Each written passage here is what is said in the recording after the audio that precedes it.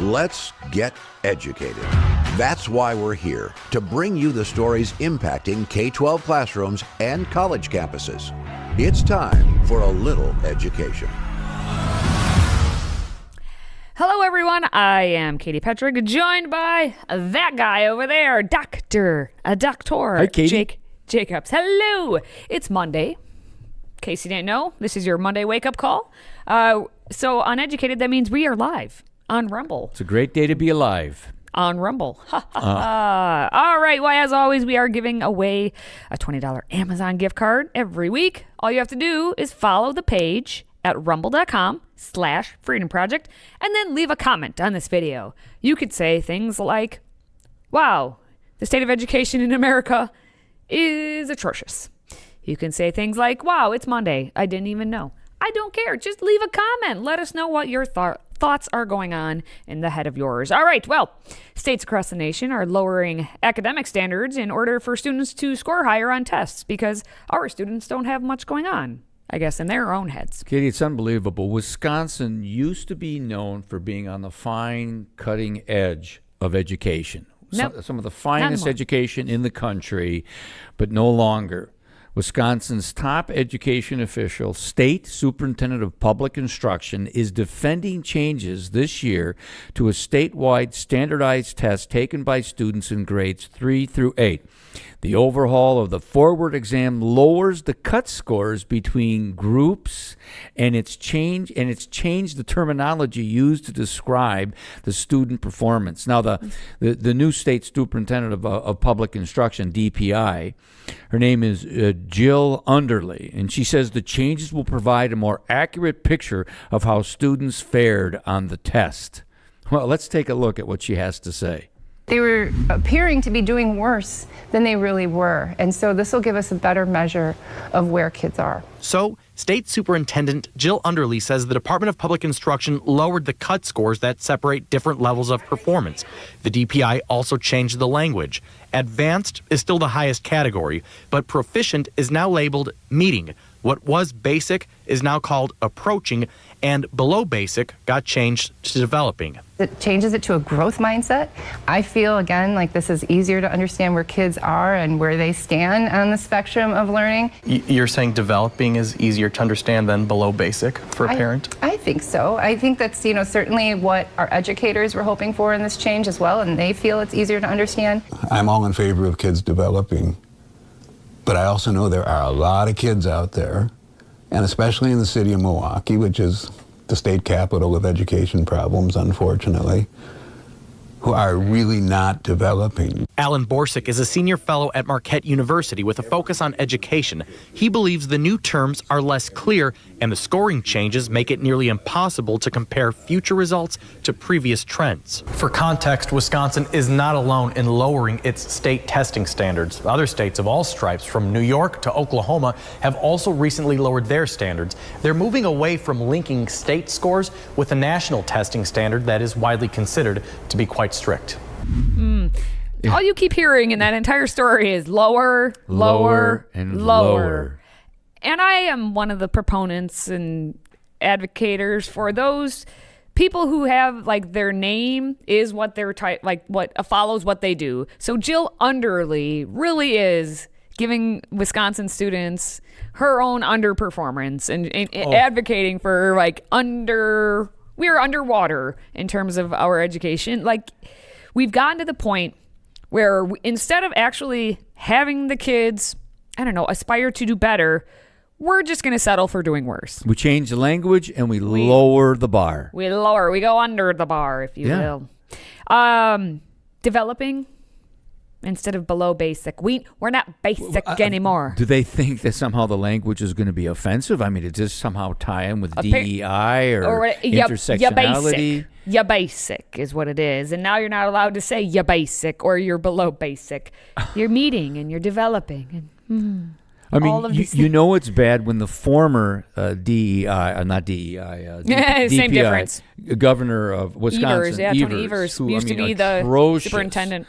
But he even says it's bad. Yeah, he even the interview that they did with him about this was him saying, well, this is an education issue. He said it's not an issue for the governor. Right. How convenient, How said convenient. the church lady. Yeah. Says the man who came from being the head of the DPI, to public instruction, to being the governor. And now he can just look back and be like, well, not me. I didn't do it. Yeah. I don't do Pontius it. Pilate, I washed my hands. Because education isn't any part of the Yeah. state for the governor at all, according to him. These are the things. I'm not below basic in my understanding of the way this whole operation is. But in Wisconsin, it's just going... Yeah, and they purposely keep it obtuse. They keep it vague. They do it this way because it just simply allows them to get away with really dumbing down and lowering standards in education, and for parents to be more befuddled and confused than ever before, and just trust the teacher, trust the principal, trust the superintendent. I wouldn't trust them With anything. with anything. Pretty much with anything. That's the state of education here in Wisconsin. And you know what? Across the country. It is across the country, but here Yeah. in Wisconsin, we have another example we can look at, because there's one school district, and there are many school districts around the state and around the nation who have done this. They are looking to take the standards that are in-school standards and kind of mix them all up and change them around. We're at the school district of Rhinelander, home of the Hodags, in case you didn't know. What's a hodag? It's like a monster, kind of. Mythical, like a It's a mythical creature, yeah. Okay. And just a little side note, Rhinelander, the Hodags That's has the home of the Home of the that's where it Hodag. originated, the correct? Hodag Festival. Yes, they have a Way up in the it North was Country. one of the top 10 across the nation mascots. There was like a whole competition. I don't Oh, know I where it didn't know ended up, that. but Hodag, look it up. Anyway, that district is implementing a target-based grading system for this current school year. According to the Hodags, the system will allow educators to create learning objectives or targets for students to meet through their assessments. Let's take a look at what's happening with the Hodags. Our goal is for all students to learn at their highest level possible. The school district of Rhinelander is implementing a target-based grading system for the 2024-25 school year. The system will allow educators to create learning objectives or targets for students to meet through their assessments. Superintendent Eric Burke gave an example of how it would work on an exam with 20 questions and 3 learning targets. So you may show on assessment that you got 2 of the 3 learning targets, but one of the 3 learning targets you need to work on, and that can be reassessed. You can show, you can learn, you can work, go to flex period and learn more of the teacher, and then you can get an opportunity for reassessment on that learning target. Rhinelander High School Principal Shane Dornfeld reassured that there will still be letter grades, but how they are calculated will change. The biggest difference is just going to be how that letter comes to be at the end of the semester when the teachers submit their end grade for the student in the class is those learning targets and how many 3s, 2s, and 1s were achieved in the learning process through that semester and through the year. James Williams Middle School Principal Kyle Raleigh also said that the new grading system allows students to get familiar with setting goals for themselves. This year we're actually working on in homerooms once a week on one of our homeroom days of students setting goals. Now those goals might be related to a specific target that they want to reach. They might be related to just something in their physical life with sports or whatnot, but just really getting in the habit of that goal setting. I'm just a little confused. I'm sorry. I know I've been out of education for a couple of years now, but are they saying they're going away from letter grades to number grades? I mean, what? So this has been happening around the state for sure, and probably around the country. Instead of giving a student, you got a 96% on your So you got an A. exam, you got an A. Yeah. You will have a 1, 2, 3, 4. Ooh, is one? Bad. Oh, so 4 is great. good. You hit the objective, and I guess right. it depends on how your district wants to do it. But I've seen mostly being like a 4 is good. You got a 4 means you got the material. Okay. A 3 means you missed something. Like in his example, Eric Burke, the superintendent, where he said, okay, you got 20 questions and you have 3 learning targets and you hit 2 out of the 3. So you need to go to flex period or whatever and go help, or the teacher has to help you with that But one what would be extra the thing. I'm sorry, I cut you off. I know. All right. And then at the end of the semester, they're going to take all those 1, 2, 3, 4s and convert it and then give you a grade. Yep, make no sense. Exactly. It's like they're trying to reinvent a wheel when the wheel already works. Why do you need to even do this? Change. Because we need to make we can't leave well enough alone. And so we've reached the pinnacle, like in America, prior to 1980. We've reached the pinnacle of like, hey, kids are being educated. Things are going great. America's at the top for education. We decided to come out with the Department of Education. And ever since then, we've been going down because they need to do something. Okay, I was just going to say, this sounds like people who have a lot of free time on their hands, and they got to recreate the wheel, at least make it look like they are, so they can justify their six-figure salary, because administrators have exploded in education across this country. I'm just saying, I don't know enough to know, but this is exactly it's easy as 1, 2, 3. 8. You got some ABCs that we can't have anymore until the end, but you got your 1, 2, 3s. And it is a lot of extra tedious work, especially look at it from the teacher's perspective. Yeah. It used to be, okay, I got 20 questions. Okay, they got 17 out of 20. Okay, here's what they did. Boom. Here's your score. Nope, now they got to convert that. Okay, well, I don't know. Is that a 2 or a 3? And then look at the concept. Well, I don't know. Maybe this question is for this learning objective, and this is for this one. And then this question is for that learning objective. And did the kid understand the Constitution? What did he miss? Correct him, help it, like go over it. But now you're having these kids in their flex period having to go to the teacher, and then the teacher is going to have to go this question for this one and this for this. That's not let the teacher plan out for his or her classroom. The teacher will know the students the best, not you administrators, not you bureaucrats. Yes. Let the teacher teach. Instead, the teacher and I can't say every, I'll say 3 out of 4 in terms of on the scale, the ranking scale. They're using it as an ordinal scale, not a cardinal scale. So they're 3, whatever they qualify as a 3 number of school districts, they are making their teachers facilitators. They're given the curriculum. You can't go away from the curriculum. You only teach that curriculum. And if the kids don't get it, that's when the teacher finally maybe is allowed to teach. When you have to do something during their flex period to get them to understand. Discombobulated nonsense to me. It is discombobulated, and it's the current state of education in America. Instead of letting teachers teach the students in their classroom, up in Rhinelander. Rhinelander's up north here for us Wisconsinites. That's up in the place where they have the Hodags. By the way, that's Trump country too up there. If Rhinelander, Wisconsin's doing this, I'm going to call it podunk community is also doing it. This is what they claim is education. And so it confuses the parents, confuses the kids, frustrates the kids, and the teachers alike. But hey, what do I know? I'm just one of those teachers who actually care about students and having students understand what's going on. Yep, that's just me.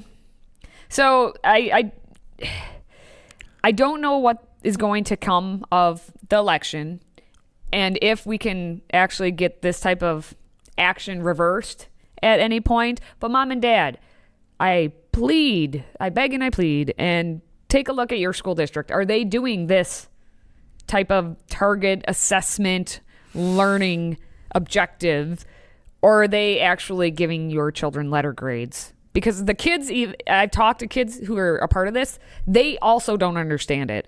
They're like, well, I got a 3 on this. I don't know what that means, because the colleges still look at GPA as much as everyone gets in with lower GPAs, but you have to convert it to some sort of a number. And even the professor at Marquette said in the clip, at least the part that we also saw, was how are you going to compare data now to different things? Like, between the woke nonsense going on and this craziness, what has happened to public government education in this country? It's become government education. You said it right there. That's it. That's it. All right. Well, we have a whole lot more to say on Educated. Stay with us. Today's show is sponsored by our friends at MyPillow.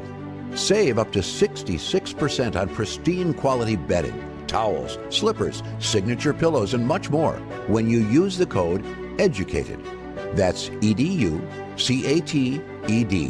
Educated. Support this show and a great American company.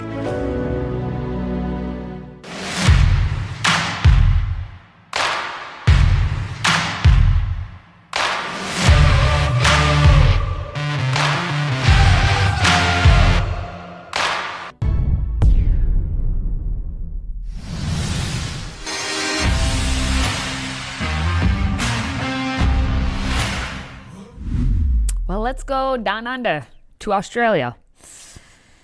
Well, Australia, what can we say about them? They used to be a country that was kind of interesting.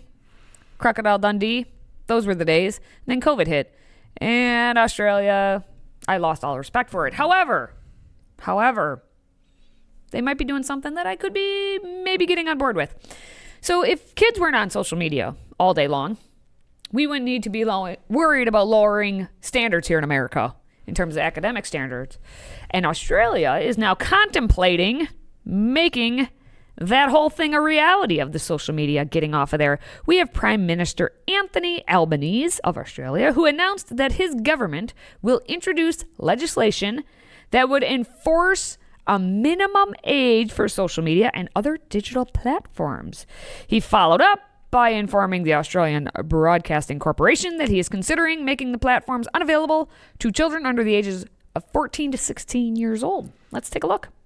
Narelda, before the next election is when the Prime Minister will introduce draft laws which would force social media giants to verify the ages of their users. Now, this may seem to be a big announcement, but in reality there are several key details which still need to be figured out, and the Prime Minister will do that in collaboration with the states and territories. Among those is what the minimum age to set up a social media account will be. The second, crucially, is how that age would be enforced, and Labor is currently funding a trial of the technology that we have to do so. Now, the coalition has long called for laws like these. It has signalled that it would seek to legislate a minimum age of 16 within its first 100 days in office if elected. I like it. I like it. Yeah. That's it. Well, we can go home now. Yeah, we're done. Jake likes it. All done. Why do you like it, though? Well, because, I mean, we're talking, this social media poison is going to younger and younger and younger ages, and I think it's having an effect on their ability to critically think. It's having an effect on their psyche, a lot of depression, way too much time being spent on it. I like it. I don't know if it can be implemented properly, but on the surface, from what I've seen, I like it. Well, here's the deal. This is Australia. They can do whatever they want because Australians are not free, and the government can control lots. Oh my God! During COVID, they were the worst down there. Yes. Yeah. So, have we railed on social media on here and kids having access to it? Absolutely. Do I want the government being the one to ban? I don't know. Well, as you say that, can I ask you this? Yes. Would you like to see that happen in the United States of America? That's what I'm trying to. Would I want the U.S. government? There's where that kind of libertarian, conservative part of us, we're leery. Do I want the government having any more control? Correct. That is where my leeriness comes in, and I think parents, just be parents and let your kids be kids. Can we go back to that old model? It seemed to have done well for us for quite some time. Yeah, go I don't know outside why we and got play. away from that model. I'm just saying. I mean, yeah. Well, that would does that sound old-fashioned or something? You old fuddy-duddy. Yeah. I know. I wish we could go back to that. I'm actually teaching To Kill a Mockingbird right now, and oh my God, there's part of me, not some obviously parts of that story. I won't give any spoilers. Certainly some parts of that story, or the main crux of that story, I would not want to go back to that. But the with Jem and Scout getting to grow up, and Dill and the little kids having just being kids outside. My wife and I, with a couple of friends, we watched that movie, To Kill a Mockingbird. Wow. I mean, I love it. I'm reading the it. book, Jake. Oh, I know, but I have the book too. By the way, there's a Jacobs in that book. Just when you find that Jacobs in the book, let me know. Anywho.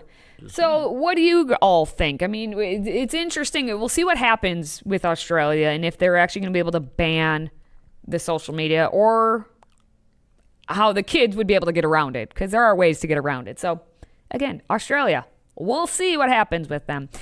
But we've got some important things to do around here, like picking Babylon Bee headline winners. There's only one winner. There can only be one winner. So you'll pick one. I'll pick one.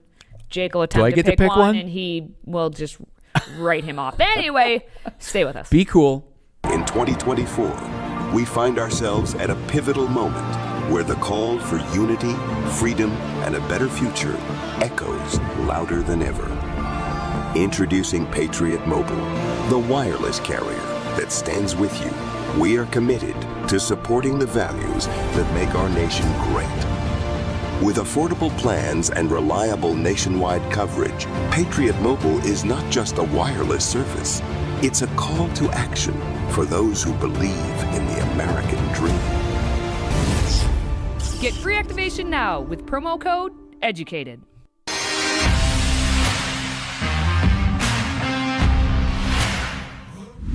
All right, before we wrap things up, let's take a look at everyone's favorite satire site, the Babylon Bee. Here are this week's top 5 Babylon Bee headlines. We've picked our favorite headlines, and now we ask you to help us decide which one should be named Queen of the Hive.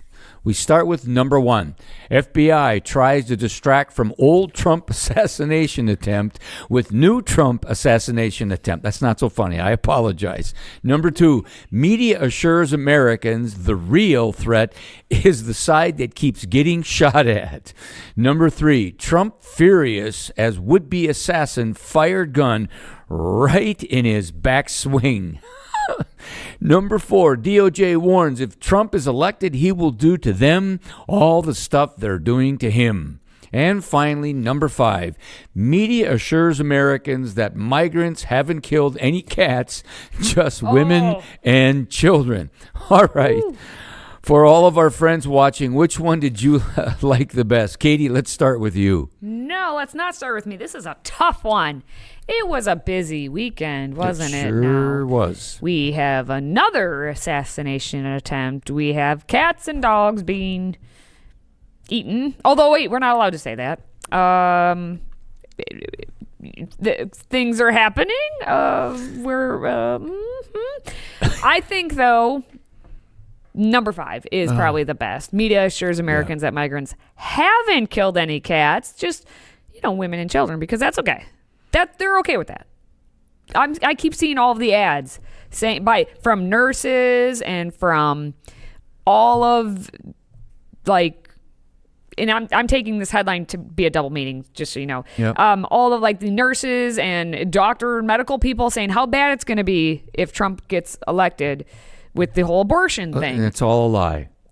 And it's like, well, but so women are going to be killed according to them if abortion, but they don't think of the children who are also would be women who would grow up to be women. That's not right. There. So anytime we talk about women and children right now and it involves the election, I just go to that double meaning with the Babylon Bee because I think they put that underlying tone in, even though they're talking about migrants and how migrants kill the women and the children. No, you're as absolutely right. I was going to pick 5, but since you picked it, I'll try. By the way, it's a dog-eat-dog world out there in this day and age. It really is. Let's see. So, this is, some of these are great. Okay, the number 3, Trump furious. I think that's pretty good because I think Trump would be furious, yeah. He did make a kind of a Reagan-esque comment when he said something like he couldn't finish the 5th hole or whatever when the Secret Service, I think they jumped on him because they thought he was... Well, I really was, because I was like, when I heard, he was on the hole and they jumped on him, I'm like, what hole was he on? Yeah. Because I bet he's going to come out with a comment about... It was the 5th hole, yeah. Was it? Yeah. See, I couldn't finish my 9. The guy's a fighter. The guy's an absolute fighter. And like golfer. Reagan, uses a sense of humor. That's the man I want leading this country in the next 4 years. Well, there you go. Apparently, Kayla JG 76, whoever you are, on Rumble wants number 1. Number 1 is, FBI tries to distract from old Trump assassination attempt with the new Trump assassination attempt. We can laugh about it. It's okay, everyone. You can laugh about it because everything was okay. No one was hurt this time. But the simple fact that we even have a second attempt on a former president, current candidate's life. And to have the audacity to blame it on Trump when the rhetoric coming by the Democrats, the Democratic Party, Kamala Harris and others is absolutely disgusting. Correct. But that's what makes it so on the nose, Babylon Bee, doing well. I appreciate that. That's going to wrap up our top headlines of the week. More satire next time. All right. If you enjoy our content, please, if you could, follow us at rumble.com/Freedom Project. We'd much appreciate it. And leave a comment on this video and win yourself a $20 Amazon gift card. Now, for Jake and myself, thank you for watching. Thank you for listening. And thank you for supporting what we do Until next time, stay educated.